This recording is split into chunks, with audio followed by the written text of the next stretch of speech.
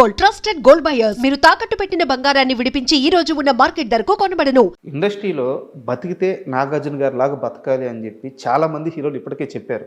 అంటే ఆయన రిచ్నెస్ అదంతా పక్కన పెడితే ఆయన లైఫ్ స్టైల్, ఆ బాడీ మెయింటైన్ చేయడం కానీ, ఆ ఫుడ్ హ్యాబిట్స్ కానీ అందరికీ చాలామందికి ఆదర్శం. అసలు నాగార్జున గారి డైట్ ఎలా ఉంటుంది? నాగార్జున గారు వారంలో 5 రోజులు మామూలు ఫుడ్ తీసుకుంటాడు. అంటే ఇడ్లీ కానీ మామూలే, మనం ఏం తింటాం అదే, మితంగా తీసుకోడు. అంటే ఎక్కువగా తినడు. ఓకే, ఫస్ట్ పాయింట్, ఒక ఇడ్లీ తిన్నాడు అనుకుంటే ఒక ఇడ్లీ, లేదంటే ఒక వడ, లేదనుకుంటే ఒక గారి, ఇట్లా తక్కువ తింటాడు. ఏదైనా ఒకటి దాంట్లో మళ్ళీ ఆకలేసినప్పుడు తింటాడు ఏదో ఒకటి. ఆకలి లేనిదే తినడు. మనం ఏం చేస్తాం, ఆకలి ఉన్నా లేకపోయినా ఎవడన్నా పెడితే తినేస్తాం. అట్లా కాదు, ఆయన ఆకలి వేసినప్పుడు తింటాడు. మధ్యాహ్నం నుంచి ఏం తీసుకుంటారు? మధ్యాహ్నం మామూలు భోజనంలో ఎప్పుడు కూడా ఆయనకి బెండకాయ కంపల్సరీ ఉండాలి. ప్రతిరోజు ఉండాలి. తర్వాత చిప్స్ ఉండాలి, హాట్ చిప్స్ ఉండాలి. రైస్ ఏమో మన రైస్ కాదు, దంపుడు బియ్యం. దంపుడు బియ్యం ఉంటాయి. అంటే దాన్ని ఏమంటారు, పొట్టు అదే తౌడు తీయకోకుండా పాత రోజుల్లో దంపుడు బియ్యం. తర్వాత రసం, ఒక అరటిపండు, ఏదన్నా మొత్తానికి 4 ఉండాలి. అవి కూడా ఏంటంటే అంత అదొకటి. రైస్ మటుకు చాలా మెత్తగా ఉండాలి, మనం తినలేం.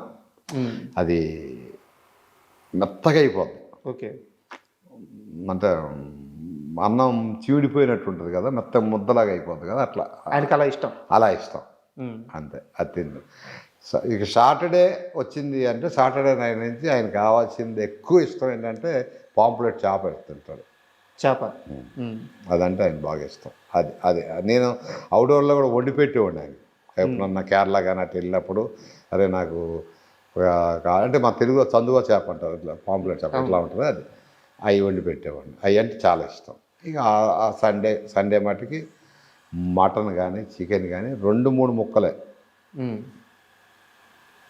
అంతే. అంత తర్వాత ఏంటంటే శుభ్రంగా ఆ తినేది ఆదివారం పూట కొద్దిగా ఎక్కువ తింటాడేమో నాకు. ఓకే, అంటే డైలీ జిమ్ చేస్తారు? డైలీ జిమ్ చేస్తాడు. పొద్దున్న ఒక రాగి గ్లాస్ ఎంత ఉంటుంది, రాగి గ్లాసు, ఆ గ్లాసు దాంట్లో ఏంటంటే నిమ్మకాయ, ఉసిరికాయ, క్యారెట్, బీట్రూట్, తర్వాత ఇది ఏమంటారు, వైట్ పటికి బెల్లం ముక్క ఉంటుంది, పటికి బెల్లం తెలుసు కదా, షుగర్ పటికి బెల్లం, అది కానీ తేనె కానీ, అది లేకపోతే తేనె, ఇవన్నీ మిక్సీ చేసి ఇచ్చేవాడిని.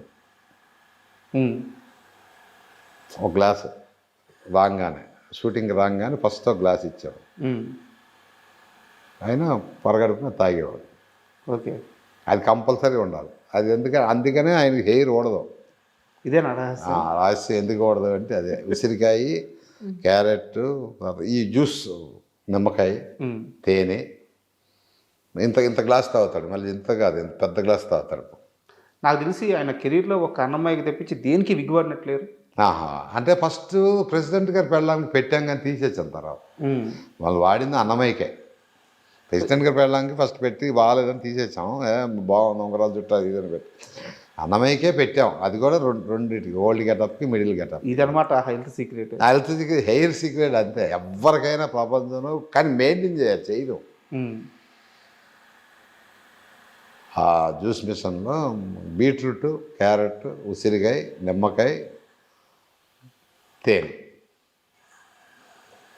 సస్తే ఓడదు. ప్రపంచం ఎవరికి ఓడదు, కానీ మెయింటైన్ చేయరు. నాగార్జున గారికే కాదు, ఎవరికి ఓడదు. కానీ ఆయన మెయింటైన్ చేస్తాడు కాబట్టి ఆయన వేరేట్టు. నేనే ఇచ్చేవాడిని చేసి. నేను ఆయనకి అన్నీ చేసి పెట్టేవాడిని. దోశలు వేసి పెట్టేవాడిని. ఏదైనా అవుట్డోర్లు వెళ్ళినప్పుడు చేప కానీ అక్కడ ఏదైనా దొరికితే చేసి పెట్టేవాడిని. బాగా ఇష్టంగా తినే ఫుడ్ ఏంటి సార్ ఆయన? బాగా ఇష్టం అంటే నాకు తెలిసి చేప ఎక్కువ బాగా ఇష్టం. ఈ ప్రాన్ అవన్నీ సీ ఫుడ్ తిండ కానీ ఇదంటే చాలా ఇష్టం. పాంప్లెట్ చేప అంటే ఒకటి రెండు కూడా తింటాడు ఒకసారి. అదే బాగా ఇష్టం ఆయన. ఓకే. అది కూడా ఏంటంటే ఆయన గురించి గార్లిక్ ఉంది కదా, మన వెల్లుల్లిపాయ సన్నగా కోసి అల్లం అవన్నీ చేసి ఆలివ్ ఆయిల్లో నానబెట్టాలి. అది ఓకే. పెప్పర్ వేసి బాటిల్లో కారం బదులు పెప్పరు, ఆలివ్ ఆయిల్, గార్లిక్, ఈ తర్వాత దాన్ని ఏమంటారు అల్లం ముక్కలు సన్న చేసి అది ఆ ఫిష్ మీద వేయాలి. ఆహా. అది అమ్మ టేస్ట్. ఇంకా అంతేగాని మన పసుపులు అల్లం ముద్దలు అవన్నీ ఉండవు. అలవాటు చేసింది ఏది అలవాటు చేయడం కదా, ఆయన చెప్పేవాడు. ఆయనకి నాకు చాలా మంచి ఫ్రెండ్షిప్ ఉండేదండి మేకప్ రూమ్లో. యూట్యూబ్లో చూసుకొని అరే ఈ కోడి ఇలా చేసేవాడు, ఇది దమ్ ఇలా చేస్తారు అని చెప్పేవాడు నాకు. ఓకే. తర్వాత ఫిష్ ఇలా కాలిస్తే బాగుంటుంది అంటే నాకు కొద్దిగా వంట మీద నాకు కొద్దిగా ఇంట్రెస్ట్. నేను వంట చేయటం అంటే ఇప్పుడు సండే వచ్చిందంటే మామూలుగా నేను కూడా ఇంట్లో అందరిని పిలిచి చికెన్ మటన్ తెస్తే నేనే వండి పెడతా ఉంటాను. దాని మీద ఆయన చెప్తూ ఉండేవాడు, తండ్రి ఇట్లా చేస్తారు ఇట్లా ఇట్లా. సూపర్. నేను ఆయన హీరోగా నేను మేకప్ మ్యాన్ లాగా ఉండేవాళ్ళం కాదు వాస్తవం చెప్పాలంటే. అంతే కదా, మీరు చంద్ర కాదు నాగార్జున చంద్ర. ఇక అందరూ నేను వెళ్ళానంటే ఇప్పుడు కడతారు కదా బాబు వచ్చారా అంటాడు. ఇప్పుడు నేను ఎక్కడికైనా చెట్లకి వెళ్ళాను అనుకో, నన్ను తెలియని వాళ్ళు చూసి అరే బాబు వస్తున్నారా అంటారు. ఆయన ఉన్న దగ్గర నేను ఉండేవాడిని, నేను ఉన్న దగ్గర ఆయన ఉండేవాడు అప్పట్లో ఒక నీడలాగా. సార్, ఇందాక ఇంటర్వ్యూ చేస్తున్నంతసేపు మీ ఇంట్లో నాకు చాలా ఫోటోలు కనిపిస్తున్నాయి. సో ఇంటర్వ్యూని డిస్టర్బ్ చేయడం ఎందుకని నేను అయిపోయాక మిమ్మల్ని అడగదాం అనుకుని అడుగుతున్నాను. అసలు ఏం సార్ ఈ ఫోటోలు? సార్ ఇటు వస్తే నాగార్జున గారు చాలా ఎంగేజ్లో ఉన్నారు. హెలికాప్టర్. ఎప్పుడు సార్ ఈ ఫోటో ఎక్కడ? ఇది రాబోయే చందమామ స్విట్జర్లాండ్ వెళ్ళినప్పుడు ఓకే, అక్కడ తీసిన ఫోటో ఇది. సాంగ్ చేస్తున్నాం, జైన్ గారు డైరెక్టరు, ఆరా జైన్ గారు అక్కడ తీసింది. బాగా యంగ్, అట్లా ఉండేవాళ్ళం ఇద్దరం. అంటే నాగార్జున గారి కంటే మీరే స్టైల్గా నిలబడినారు. అలా ఏం కాదు కానీ మొండిగా ఉండేవాడిని అప్పుడు. అంత క్లోజ్? ఇంకా అంత క్లోజ్. అంటే ఈ ఫోటో చూసినప్పుడు నాకు ఒకటి గుర్తొస్తుంది. నాగార్జున గారి ముందు ఎలా అయినా ఉండగలిగే ఒకే ఒక్క మనిషి చంద్ర. అయ్యో అంత కాదు కానీ స్ట్రైట్ ఫార్వర్డ్గా ఉండేవాడిని అమ్మ, అంతే. అంతకంటే ఎంత సార్ అప్పుడు సార్ ఏజ్? అప్పుడు వచ్చి అన్నమయ్య తర్వాత కదా 34, 35 అవుతాయేమో, అంతే. యంగ్ బాగా 34 రాబోయే చందమామ.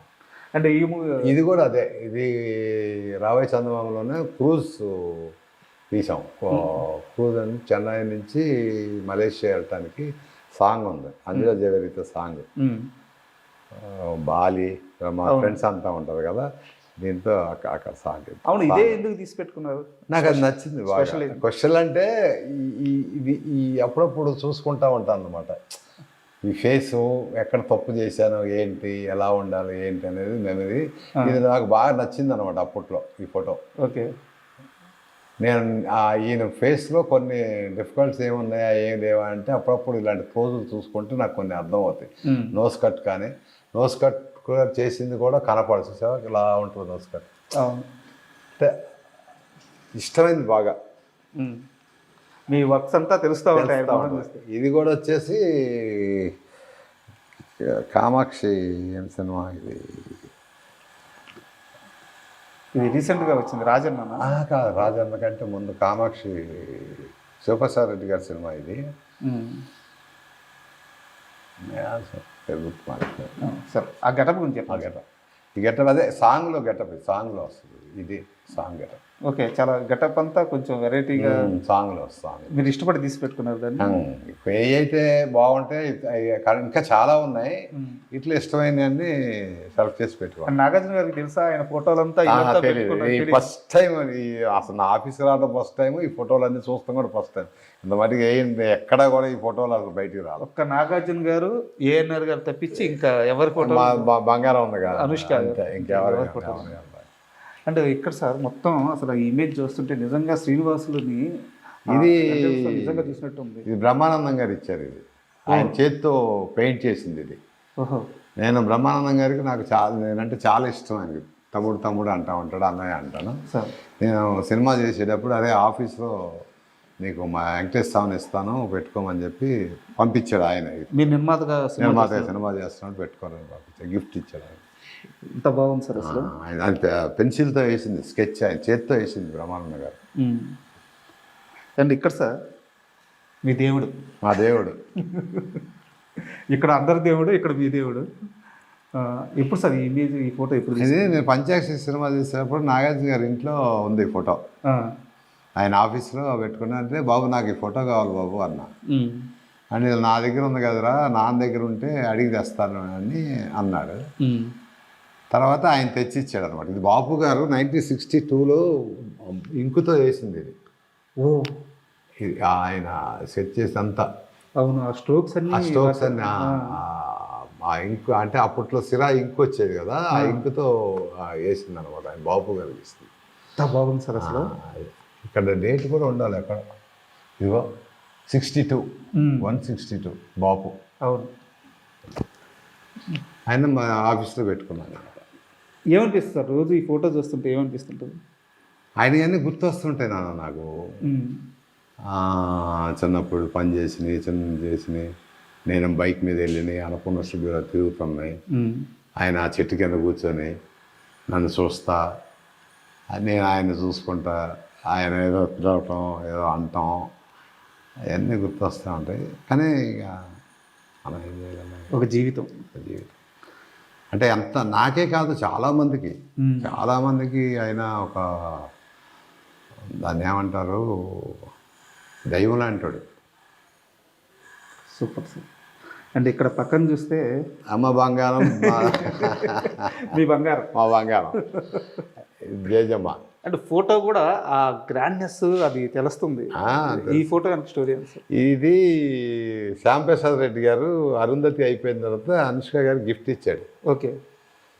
నేను మా ఫ్లాట్కి వెళ్ళినప్పుడు కనపడింది. ఇదే ఈ స్టోరీ పంచాక్షరి డిస్కస్ చేస్తున్నప్పుడు నాకు ఈ ఫోటో కావాలి అన్నా. సో నచ్చితే తెచ్చేసుకోవడమే.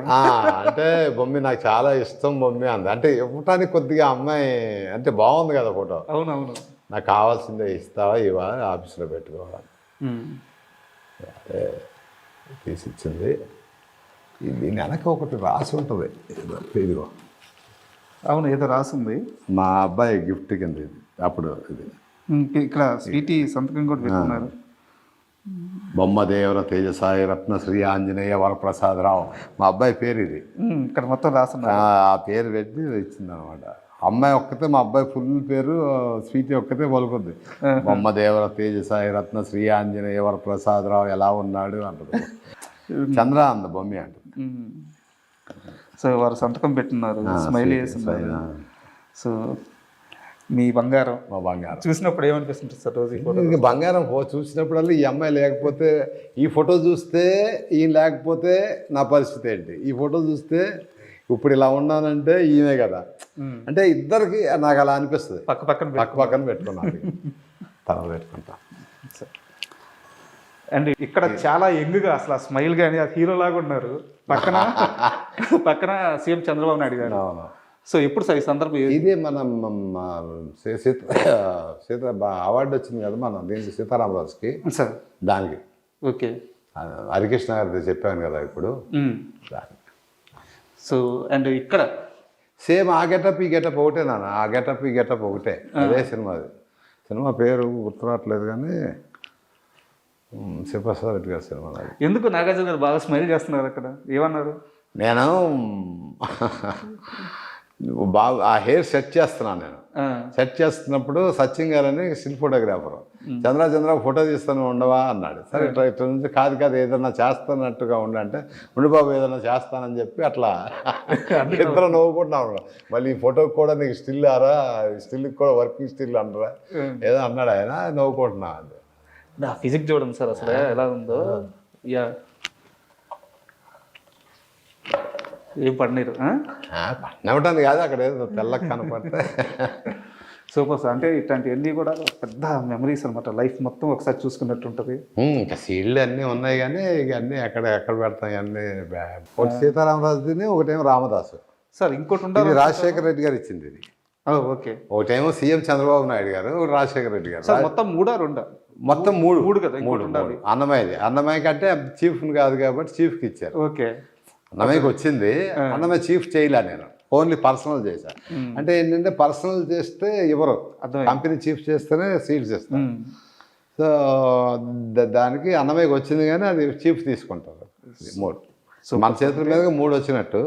అటు ఈ 2 అంటే మీలాంటి వాళ్ళు ఇవన్నీ చెప్తుంటే మాకు తెలుస్తుంటుంది, ఓకే ఆ టైంలో ఇలా ఉండేదా, ఇంత మంచి మనుషుల. సో ఇండస్ట్రీ గురించి కూడా మాకు తెలుస్తుంటుంది అనమాట. మీ జర్నీ మాకు అందరికి ఒక పాఠం లాంటిది. అంటే ఇండస్ట్రీ మీరున్నప్పుడు అందరూ మంచి మనుషులేనండి. సార్ స్వార్థం ఉండేది కాదు, డబ్బు గురించి పనిచేసేవాళ్ళం కాదు, పని తపన ఉండేది, ఫ్రాడ్ ఉండేది కాదు. అంటే ఇప్పుడు ఫ్రాడ్ ఉందంటే ఇప్పుడు 100% ఫ్రాడ్ ఉంది. అప్పుడు సార్ ప్రతి ఓడు ఫ్రాడే. ఎందుకంటే సీనియర్ కాబట్టి చెప్తున్నా, పని కంటే ముందు డబ్బులు ఎంత ఇస్తావు, బేటాలు ఎంత ఇస్తావు. ఈ సిచ్యువేషన్లో సినిమా తీసేది 2-3 కోట్లు అంటే వేస్టేజ్ 1-1.5 వేస్టేజ్. సో ప్రొడ్యూసర్ అనేవాడు ఆర్థికంగా ఇబ్బంది ఎలా పడతాడు అంటే ఇక వర్ణాతీతం. ఎవరి చేతికి వచ్చింది వాడు తినేయాలి. అట్లా తయారైంది ఇండస్ట్రీ.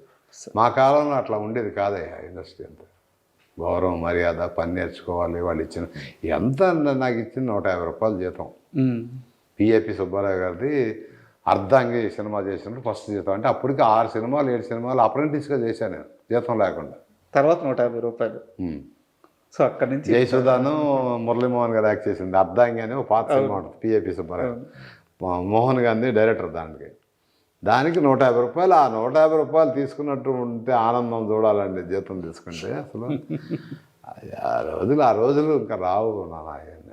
ఫైనల్గా చాలా థ్యాంక్ యూ. ఎందుకంటే 1-2 సినిమాలు చేసిన జర్నీ కాదు మీది, 1-2 సంవత్సరాలు ప్రయాణం చేసిన జర్నీ కాదు మీది. 45 ఏళ్ల సినీ ప్రయాణం, కొన్ని వందల సినిమాలు, కొన్ని 10ల మంది ఆర్టిస్టులని మీ చేతుల మీదుగా ఇండస్ట్రీకి అందించారు. మీలాంటి ఒక వ్యక్తితో కూర్చొని ఇంతసేపు మీ జర్నీ గురించి తెలుసుకోవడం ఒక అదృష్టంగా భావిస్తున్నాను. మాకు సమయం ఇచ్చినందుకు చాలా థ్యాంక్ యూ.